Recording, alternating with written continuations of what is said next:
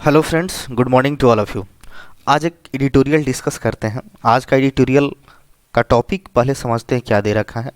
Quadrilateral क्विजिनेस। Quadrilateral यहाँ पे आया है क्वाड कंट्री के लिए। क्वाड्रिलेटरल कहने का मतलब चार चार कंट्री का एक संधि है हमारा, क्वाड ग्रुप जिसको हम लोग बोलते हैं। उसमें हमारा आता है India, Australia, Japan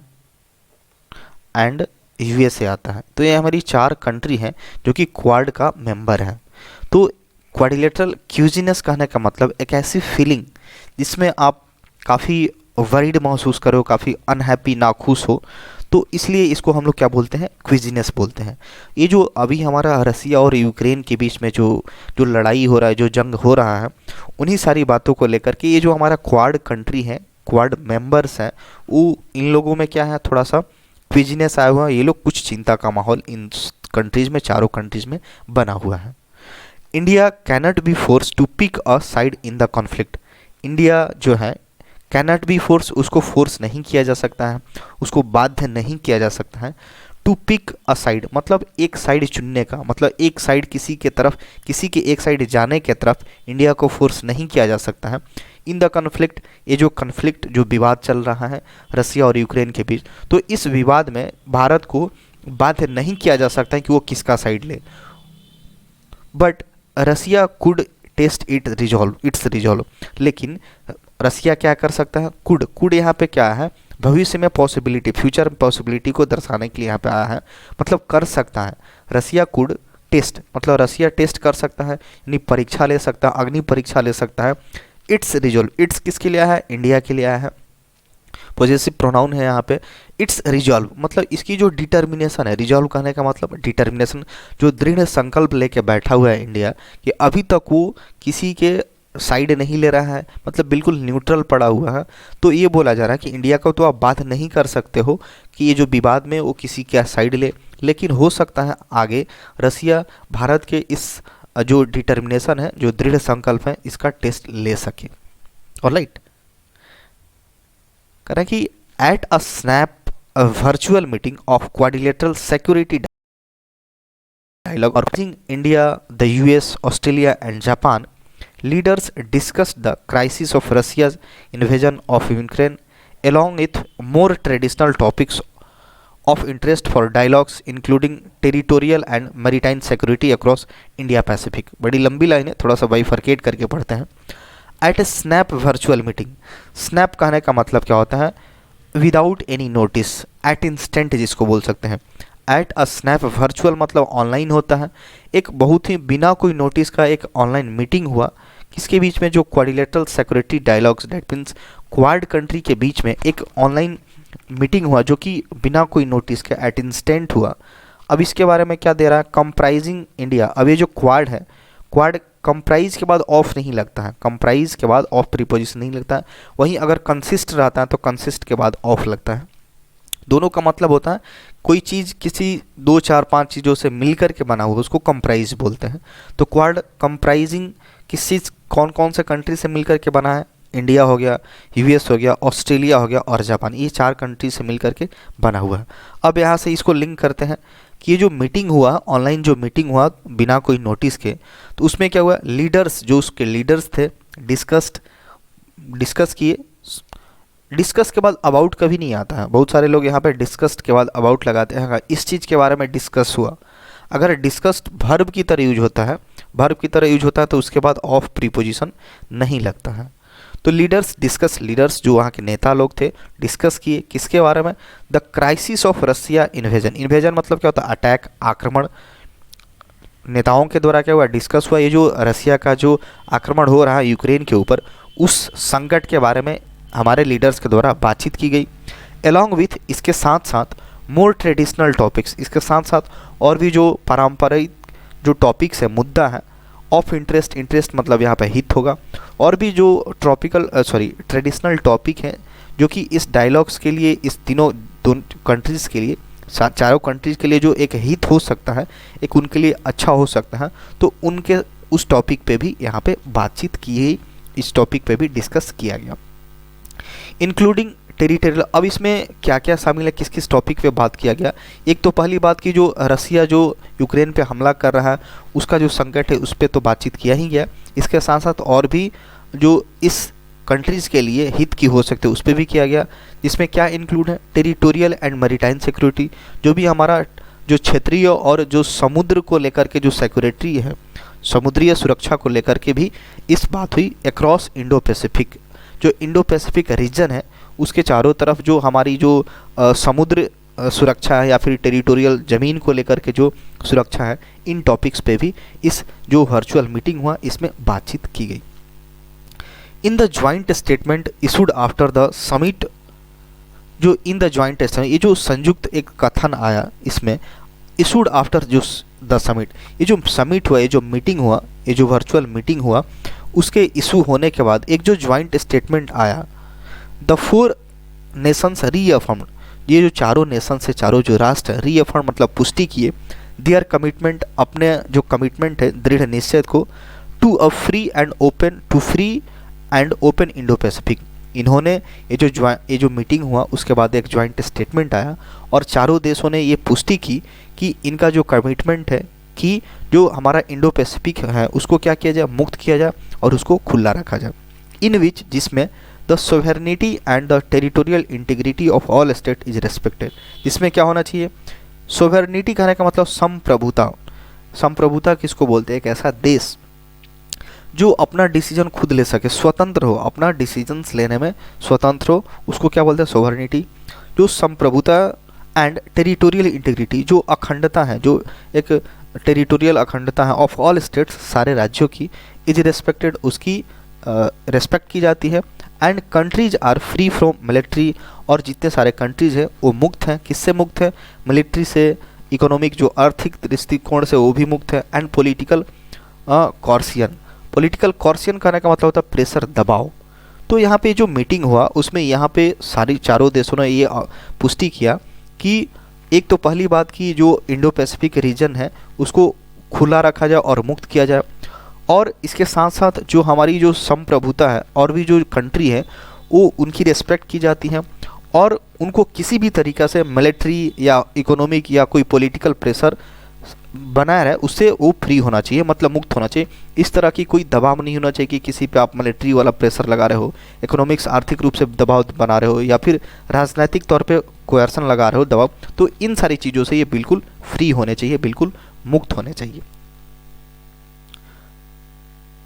the latest quad meeting was in part likely motivated by the concern of US. ये लेटेस्ट क्वाड मीटिंग हुआ, ये जो हाल ही में जो मीटिंग हुआ मोटिवेटेड, अब ये क्या संभवतः, लाइकली मतलब संभवतः हो सकता है कि किसके मोटिवेटेड हो, by the concern of US, Australia, Japan. ये जो यूएस, ऑस्ट्रेलिया और जापान है इनकी जो चिंताएं हैं उसके द्वारा हो सकता है प्रेरित हो, मोटिवेटेड हो, डैट की India is not explicitly condemning Russian president Vladimir Putin. जैसा कि हमने पढ़ा कि जो इंडिया है मतलब एकदम न्यूट्रल पोजीशन पे है, किसी का पक्ष नहीं ले रहा है, रसिया ना यूक्रेन किसी का पक्ष डायरेक्टली नहीं ले रहा है। तो हो सकता है कि यही इस मीटिंग का एक मेन कंसर्न हो, एक चिंता हो कि जो बाकी 3 मेंबर है, यूएस हो गया, ऑस्ट्रेलिया, जापान, ये तो डायरेक्ट रसिया की एक तरह से बुराई कर रहे हैं, लेकिन अभी भी इंडिया क्या है, इन नॉट मतलब एक्सप्लिसिटली मतलब स्पष्ट रूप से, क्लियर रूप से इंडिया अभी भी स्पष्ट रूप से कंडेमन मतलब क्या होता है, निंदा नहीं कर रहा है रसिया की। रसिया के प्रेसिडेंट व्लादिमीर पुतिन जो है उनका अभी भी इंडिया डायरेक्टली रूप से डायरेक्टली वो निंदा नहीं कर रहा है कि जो पुतिन का जो डिसीजन है to launch a ground offence across the Russia Ukraine border, जो कि पुतिन जो वहाँ के राष्ट्रपति हैं रसिया के, उनका जो डिसीजन है ग्राउंड ऑफेंस करने का, मतलब आप लड़ाई जंग छेड़ दिए हो ज़मीनी स्तर पे, आर्मी को लेकर के आप लॉन्च कर दिए हो लड़ाई across the Russia Ukraine border, Russia और यूक्रेन बॉर्डर पे, and to bomb Ukrainian infrastructure, और आप यूक्रेन के इंफ्रास्ट्रक्चर को बर्बाद कर रहे हो, बम लगा करके उड़ा रहे हो। तो ये बात जो है might not be on the same page, ये एक कंडीशंस पे नहीं है as other Quad country member which this conflict. तो यहाँ पे सब बोला जा रहा है कि जो तीन कंट्री हैं, यूएस हो गया, ऑस्ट्रेलिया हो गया, जापान, वो तो क्या कर रहा है, रसिया की निंदा कर रहा है, लेकिन इंडिया अभी भी रसिया के जो प्रेसिडेंट व्लादिमीर पुतिन का जो डिसीजन है रसिया और यूक्रेन बॉर्डर के बीच जो एक लड़ाई छिड़ उन्होंने घोषणा कर दी है और यूक्रेन को पूरा इंफ्रास्ट्रक्चर को बर्बाद कर रहा है, तो इसका अभी भी इंडिया डायरेक्टली सपोर्ट नहीं, तो इंडिया इस टॉपिक पे अभी भी कुछ क्लियर बोल नहीं रहा है। तो हो सकता है यही चिंता का मेन विषय बना हो। तो हो सकता मतलब ये क्या है, might not on the same page, यानी तीनों कंट्री अलग बोल रहे हैं और इंडिया अलग बोल रहा है, इसलिए ये सेम पेज पे नहीं है। एक कंडीशंस में जो क्वाड मेंबर है नहीं दिख रहा है। वीज अवीज कहने का मतलब होता है इन रिलेशन टू या विथ रिगार्ड टू, किसी के अगर आप किसी से तुलना कर रहे हो उसको बोलते हैं दिस कन्फ्लिक्ट, यानी इस विवाद में जो क्वाड मेंबर में तीनों अलग पेज पे है और इंडिया अलग पेज पे है। They have not only condemn, they have condemned Russia's aggression but have Kremlin elites and organization linked to them। कह रहा है कि दे हैव नॉट ओनली condemned, ये जो तीन कंट्री की बात कर रहा है कि ऑस्ट्रेलिया, जापान और यूएस, वे न केवल रसिया के एग्रेशन की निंदा किए हैं बल्कि हैव ऑल्सो स्लैप्ड, उन्होंने क्या कर दिया, स्लैप करने का मतलब थोपना, क्रेमलिन इलाइट्स, क्रेमलिन यहाँ पर रसिया के लिए है, जो वहाँ के जो विशिष्ट वर्ग है उन पे क्या किया है, एक तरह से बहुत एक थोप दिया है, एक तरह से डायरेक्टली कुछ प्रेशर बना दिया है। And organisation linked to them, और उससे जो ऑर्गेनाइजेशन लिंक्ड है, रसिया से जो लिंक्ड है विथ क्रिपलिंग सैंक्शन, और जो वैसे ऑर्गेनाइजेशन जो रसिया से लिंक है उनको क्या कर दिया है, क्रिपल मतलब कमजोर बना देने वाला एक प्रतिबंध उन सारी चीज़ों पे लगा दिया है। इंडिया कॉन्ट्रेरली, अगर इंडिया की बात करें, कॉन्ट्रेरली करने का मतलब इसके विरोधाभास, मतलब ठीक इसके उल्टा क्या क्या है, इंडिया हैज़ एब्सटेंड फ्रॉम मतलब दूर रहा है या फिर अपने आप को खुद को बचाव किया है फ्रॉम दीज यूएन रिजोल्यूशंस, ये जो यूएन का जो रिजोल्यूशंस है, जो प्रस्ताव था कंडेमनिंग रसिया, तो यूएन यूनाइटेड नेशन के द्वारा एक प्रस्ताव जारी किया गया था जिसमें उसमें रसिया की निंदा करी गई थी। तो इन बातों को लेकर के इंडिया अभी भी क्या है, अब्सटेंड है, मतलब इसे अपने आप को दूर रखा है, अपने आप को इस जो प्रस्ताव था इसके बारे में पूरी तरह से न्यूट्रल है। There is also a considerable difference on the Russia Ukraine issue in terms of individual readouts of Quad member. कह रहा है कि there is also a considerable difference, यहाँ पे क्या है, कंसिडरेबल मतलब बहुत हद तक, काफ़ी हद तक, काफ़ी हद तक आपको अंतर देखने को मिलता है on the Russia Ukraine issue, Russia Ukraine issue पर इन टर्म्स ऑफ के संदर्भ में of the individual readouts. Readouts करने का मतलब यहाँ पे स्टेटमेंट, कोई भी मीटिंग्स होता है, कोई भी सेमिनार या फिर समिट होता है, उसमें जो जो मेंबर्स होते हैं मीटिंग्स के बाद अपना क्या ओपिनियन देते हैं, तो उसको आप बोल सकते हैं ओपिनियन स्टेटमेंट। तो काफ़ी हद तक डिफरेंस देखने को मिलता है रसिया और यूक्रेन के जो मुद्दे हैं, जो अभी कन्फ्लिक्ट चल रहा है, किसके रेस्पेक्ट में, इंडिविजुअल रीडआउट्स मतलब इंडिविजुअल स्टेटमेंट के तौर पे, यानी अलग अलग कंट्री का अलग अलग स्टेटमेंट्स है ऑफ द क्वाड मेंबर, ये जो चारों मेंबर्स है इनके अलग अलग रीडआउट्स है, अलग अलग स्टेटमेंट्स हैं। While the US, Australia and Japan directly called out Russia attempts, इसमें क्या है, तीनों यूएस हो गया, ऑस्ट्रेलिया हो गया, जापान डायरेक्टली मतलब स्पष्ट रूप से कॉल आउट कहने का मतलब होता है, एक फ्रेजल वर्ब होता है कॉल आउट, कॉल आउट कहने का मतलब होता है किसी की निंदा करना, किसी की आलोचना करना। तो ये जो तीनों कंट्री है मतलब डायरेक्टली ये क्या कर रहे हैं, रसिया का जो अटेम्प्ट है, प्रयास है यूनिलेटरली फोर्स चेंजेज, ये क्या होता है, एक तरफा रूप से एक बाध्य बहुत ज़बरदस्ती तौर पे चेंज करना चाहते हैं टू द स्टेटस को, जो अभी प्रारंभिक जो मौजूदा स्थिति है यूक्रेन में। तो ये क्या करना चाहते हैं कि इसकी पूरी तरह से निंदा कर रहे हैं यूएस, ऑस्ट्रेलिया, जापान पूरी तरह से। रसिया का जो अटेम्प्ट, रसिया ये प्रयास कर रहा है कि यूक्रेन में जो मौजूदा स्थिति है उसको फोर्सफुली चेंज करने के लिए एक तरफा रूल अपना रहा है। तो इस बात को ये तीनों कंट्री काफ़ी निंदा कर रहे हैं। एंड वर्ड करने का मतलब कसम खाना, एक संकल्प करना, ये संकल्प भी कर रहा है नॉट टू लेट, लेट मतलब यहाँ पर अलाउ करना, सच एक्शन, इस तरह के एक्शन अलाउ नहीं करेंगे, ऑकर मतलब इस तरह की घटना को अलाउ नहीं करेंगे एनीवेयर, कहीं भी in the Indo Pacific region में इस तरह की कोई भी घटनाएं होती हैं, वे लोग कसम खाए, ये संकल्प किए कि इस तरह की घटनाएं दोबारा नहीं होगी, इस तरह का संकल्प इन्होंने लिया। इंडियाज रीडआउट, इंडिया का जो स्टेटमेंट है ओनली रेफर्ड यूक्रेन इन पासिंग, इन पासिंग कहने का मतलब है यहाँ पे संक्षिप्त, ब्रीफली जिसको बोलते हैं। तो इंडिया का जो एक ओपिनियन, एक तरह का स्टेटमेंट था, वो केवल रेफर किया यूक्रेन को, लेकिन वो भी क्या काफ़ी संक्षिप्त में। In context of establishing a new humanitarian. तो इंडिया का यहाँ पे क्या पक्ष था, इंडिया ने क्या बोला, इन कॉन्टेक्स्ट ऑफ के संदर्भ में, एस्टेब्लिशिंग निर्माण करने में, अ न्यू ह्यूमैनिटेरियन असिस्टेंस एक मानवीय सहायता, एक नया मानवीय सहायता and disaster relief mechanism for this cause. ये जो रसिया और यूक्रेन के बीच जो लड़ाई हो रही है, इंडिया ने क्या बोला कि कुछ ऐसा मैकेनिज्म अपनाना चाहिए, कुछ ऐसा मेथड अपनाना चाहिए जो कि यहाँ पे एक डिजास्टर आपदा का रूप ले लिया है, उसमें क्या हो सके, थोड़ा राहत पहुँचे, और कुछ ऐसा नया चीज़ एस्टेब्लिश करना चाहिए जो कि मानवीय को, जो मानवता को लेकर के सहायता प्रदान कर सके। तो इंडिया का ये स्टेटमेंट है यूक्रेन को लेकर के। तो काफ़ी ब्रीफली शॉर्ट टर्म में कर करके एक सेफ साइड लेकर के इंडिया निकल गया है बाहर। Russia's action has obviously posed complex questions for India's strategic calculus। रसिया का जो एक्शन है हैज़ ऑब्वियसली स्पष्ट रूप से पोज मतलब एक खड़ा करना, एक समस्या खड़ा करना, कॉम्प्लेक्स क्वेश्चन मतलब काफ़ी जटिल सवाल यहाँ पे स्पष्ट रूप से खड़ा किया जा रहा है, मतलब रसिया ने ऐसा कर चुका है। फॉर इंडिया स्ट्रेटेजिक कैलकुलस, जो इंडिया की जो एक रणनीतिक एक जो समीकरण है उस पर बहुत ही जटिल सवाल रसिया के एक्शन के द्वारा खड़ा कर दिया गया है। इवन मतलब at the same time New Delhi continues to guided by 21st century variant of its non alignment paradigm. कहना कि एक तो यहाँ पे बोला जा रहा है कि रसिया का जो एक्शन है उसके वजह से इंडिया का जो रणनीतिक एक तरह से समीकरण है उस पर बहुत जटिल सवाल एक तरह से खड़ा हुआ है। और उसी टाइम बात किया जाए कि न्यू दिल्ली वो क्या जारी करता है, अपना कंटिन्यू कर रहा है, टू बी गाइडेड, जिसके द्वारा किसी के द्वारा गाइड किया जाता है उसको गाइडेड बोलते हैं,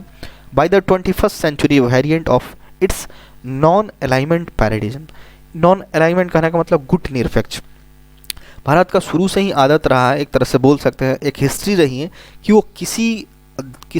गुट का, खास करके किसी स्पेशल गुट का पक्ष नहीं लेता है, तो उसको हम लोग क्या बोलते हैं, गुट निरपेक्ष। तो गुट निरपेक्ष जो एक पैराडिज्म, एक मॉडल है, उसी को एक तरह से अपना रहा है, उसी को न्यू दिल्ली क्या कर रहा है, कंटिन्यू कर रहा है, उसी पे ये टिका हुआ है। 21st सेंचुरी वेरिएंट कहने का मतलब ये इसी का कुछ परिवर्तित रूप, इसी का कुछ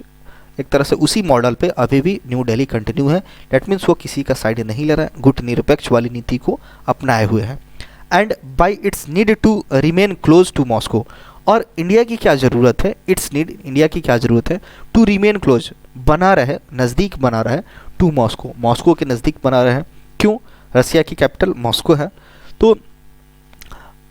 क्यों यहाँ पे बोला जा रहा है कि क्लोज बना रहे, क्योंकि अ मेजर डिफेंस सप्लायर, क्योंकि हमारा भारत का बहुत सारा जो डिफेंस का जो सामान होता है, जो भी वेपन्स, हथियार, बहुत सारे ऐसे चीज़ होते हैं जो रसिया काफ़ी मदद करता है और बहुत बड़ा सप्लायर है इंडिया के लिए। इसलिए यहाँ पे बोला जा रहा है कि इंडिया को मॉस्को के नज़दीक बने रहना चाहिए। South Block is already well versed at playing hardball with the mandarins at US State Department over getting a CAATSA waiver for India's purchase of 5.343 billion worth of Russian missile defence system. यहाँ से देख बोला जा रहा है जो south block है, जो हमारा सेक्रेटेरिएट होता है जो दिल्ली में है, उसमें दो ब्लॉक होता है, साउथ ब्लॉक और नॉर्थ ब्लॉक। साउथ ब्लॉक में जो मेन मिनिस्ट्री है, PM office, ministry of external affairs, defence, finance, ये सब जो काफ़ी इंपॉर्टेंट मिनिस्ट्री हैं इसमें आती है। तो यहाँ पे बोला जा रहा है कि जो साउथ ब्लॉक है इज ऑलरेडी वेल वर्स, काफ़ी निपुण है, वेल वर्स मतलब निपुण है, काफ़ी अच्छे इसमें एक्सपर्ट है, पहले से ही इसमें एक्सपर्ट है। किस चीज़ में, एट प्लेइंग हार्डबॉल। हार्डबॉल का मतलब होता है कोई एक ऐसा मेथड जो फोर्सफुली लगाया जा रहा हो, काफ़ी पेनफुल हो, तो इस तरह का जो मेथड अपनाने में काफ़ी क्या एक्सपर्ट है साउथ ब्लॉक। विथ द मैंड्रेंस कहने का मतलब ऑफिशियल जो अधिकारी लोग हैं उन पर एक हार्डबॉल खेलने में या फिर उन पर ऐसा कठोर मेथड अपनाने में काफ़ी एक्सपर्ट है। एट यूएस डिपार्टमेंट को लेकर के ओवर गेटिंग ए कैट्सा एक तरह से समझ लिए कि कानून है जो कि अगर कोई भी कंट्री अमेरिका के खिलाफ, अमेरिका के विरोध में जाता है तो क्या करता है अमेरिका, उस पर बहुत सारा प्रतिबंध लगा देता है अमेरिका, तो ही इसी को कैट्सा बोलते हैं। तो ये जो US department over getting CAATSA waiver for India's purchase of, तो इंडिया यहाँ पे क्या बोल रहा है कि इंडिया को क्या मिलना चाहिए, वेवर छूट मिलना चाहिए फॉर इंडियाज पर परचेज, इंडिया जो खरीदारी करता है यहाँ पे करने वाला है $5.43 बिलियन का इस कीमत का of Russia Triumf missile defence system, Russia से ये मिसाइल खरीदने वाला है इंडिया। तो यहाँ पे बोला जा रहा है कि ऑलरेडी जो साउथ ब्लॉक में बैठे हुए लोग हैं वो इस वहाँ के यूएस डिपार्टमेंट पे काफ़ी कठोर एक तरह से मेथड अपना रहे हैं, ताकि ताकि ये जो कैट्सा जो है, जो कानून है, उसमें क्या इंडिया को छूट मिल सके और इंडिया जो खरीदने वाला है रसिया से $5.43 बिलियन का जो एक परचेज करने वाला है एक मिसाइल डिफेंस सिस्टम, उसको खरीद सके।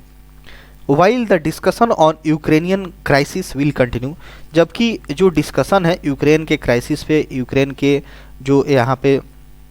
जो क्राइसिस चल रहा है, जो विवाद चल रहा है, उस पर हालांकि डिस्कशन जारी रहेगा एट क्वाड में जो क्वाड के मेंबर है उनमें ये जारी रहेगा, एंड अक्रॉस अदर प्लूरीलेटरल प्लेटफॉर्म, और भी दूसरे जो बहुवैकल्पिक जो मंच है उस पर ये क्या जारी रहेगा इसका विवाद का discussion, where India and US work together for the greater good of rule based international border. यहाँ पे क्या होगा, जहाँ पे इंडिया और यूएस काम करते रहेंगे ग्रेटर गुड मतलब और बेहतर के लिए ऑफ द रूल बेस्ड, जो नियम आधारित जो अंतर्राष्ट्रीय जो सीमाएं हैं,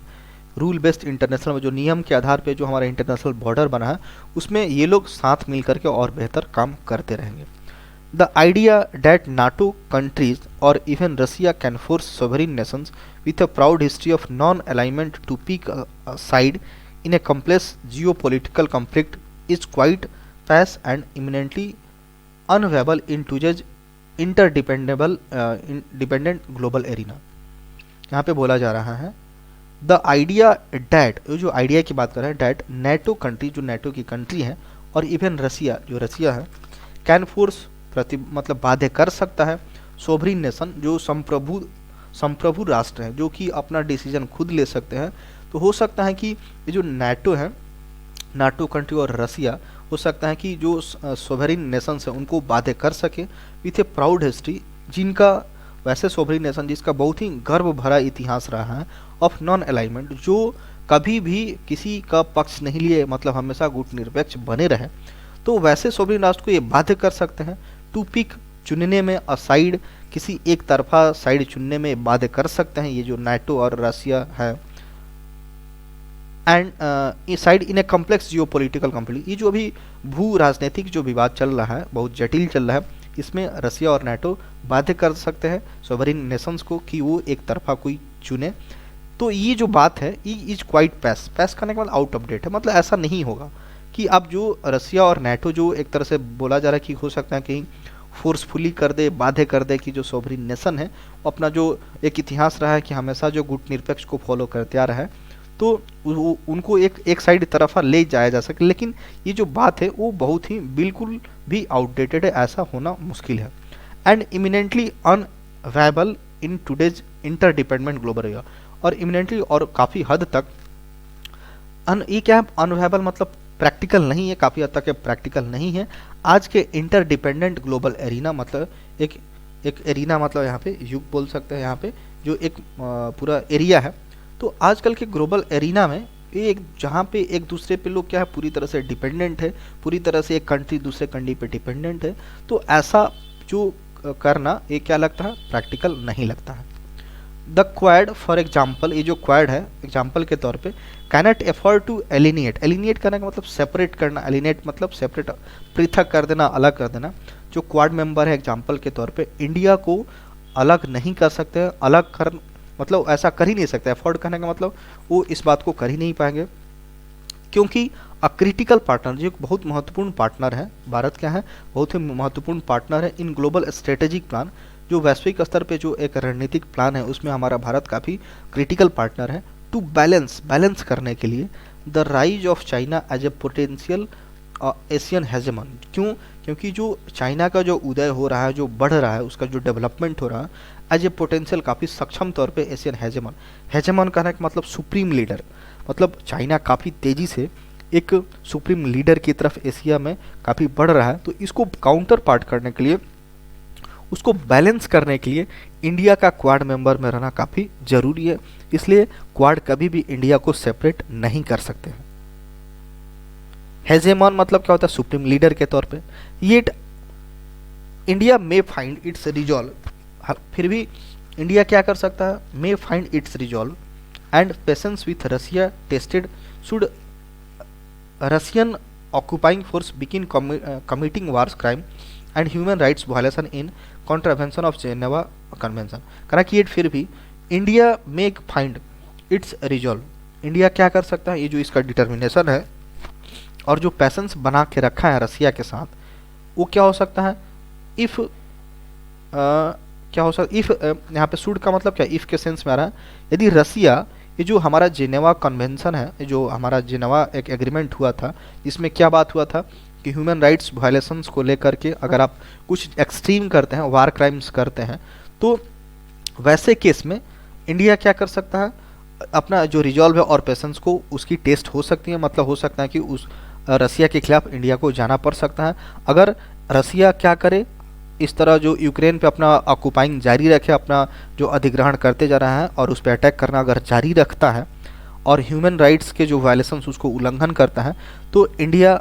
को क्या करना पड़ेगा, इंडिया सोच सकता है रसिया के कुछ अगेंस्ट जाने के या फिर उसका कुछ कार्रवाई कर सकता है। The universal declaration of human rights and other applicable global treaty, जो हमारी जो यूनिवर्सल डिक्लेरेशन है ह्यूमन राइट्स को लेकर के और भी जो अभी लागू हैं वैश्विक स्तर पे जो संधि हुआ है, इन सारी चीज़ों को लेकर के और जो जेनेवा कन्वेंशन में हुआ था, अगर रसिया इस सारी चीज़ों को नहीं मानता है तो क्या हो सकता है, इंडिया इसके बारे में अगेंस्ट जा सकता है।